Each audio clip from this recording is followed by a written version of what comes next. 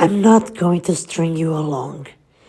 I'll delve into the history and designs later on. Is it worth stacking and collecting quarters? Yes, if you're stacking to add more weight to the junk silver stack, then these are nice. Right between the dime and $half, meaning that if you plan to barter, you can get into a position where you have more purchasing power than the dime, but at the same time, 2 quarters make 50 cents. Dimes are still great because you can buy less expensive items, but quarters will get your back regardless. If you're collecting, then quarters have many error coins and key dates, which we will get to later. Astronomical prices would be the term, but at the same time, you can get many fine and very fine coins for cheap, even if it's from interesting year mint combos. If you're a completist, you should go for it, for you can get the bulk for change money. Ha! But in all seriousness, if you're actually trying to collect all US coins, then you must collect every quarter as well. The $quarter has a rich history, and silver ones have moderate premiums, making them an option besides bartering. 90% silver coins are somewhat rare, and of course, they won't be issued no more. So it's a viable option for just about anyone. The first $quarter design comes from 1796, the draped bust with a small or heraldic eagle on the reverse. The capped bust was issued in 1815, with or without motto. The seated liberty was issued in 1838, and many stackers are aware of this one. The Barber, which we will look at more later on, was released in 1892.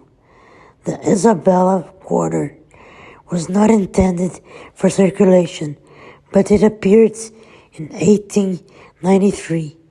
The famous Standing Liberty was issued in 1916.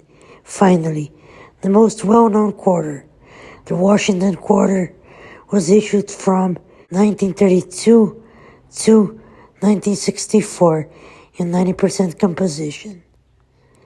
The quarters were issued continuously after that, but most of them contain no silver in them.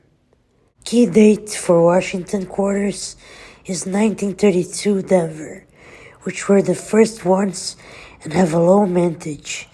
I have this 1936, which, if it was an MS 68, would command $7,500. Also, this nice 1964, which when minted in Denver, would command thousands or even tens of thousands. The original Washington quarter design showed a head of George Washington facing left, with Liberty above it, the date below, and In God We Trust in the left field. The reverse depicted an eagle with wings outstretched, perched on a bundle of arrows, framed below by 2 olive branches.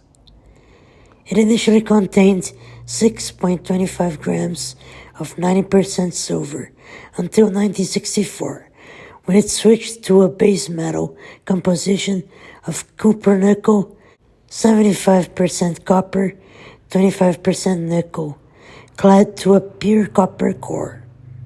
About the Barber quarter, one of the most important key dates is 1901S, which is the lowest mintage for the Barber. The 1900s that I have, well, damn did I buy the wrong coin. But it is a New Orleans specimen, so it's worth more. It can fetch 5 figures in high mint states, but this one is worn, and the feathers make a point. This is about very fine. The coin was not very well received upon release. Collectors go after coins like the 1894S, which is also worth 5 figures in high mint states. In summary, whether you're stacking or collecting, quarters are a great option. Please subscribe. Gold and silver are magic. Thank you so much and keep stacking.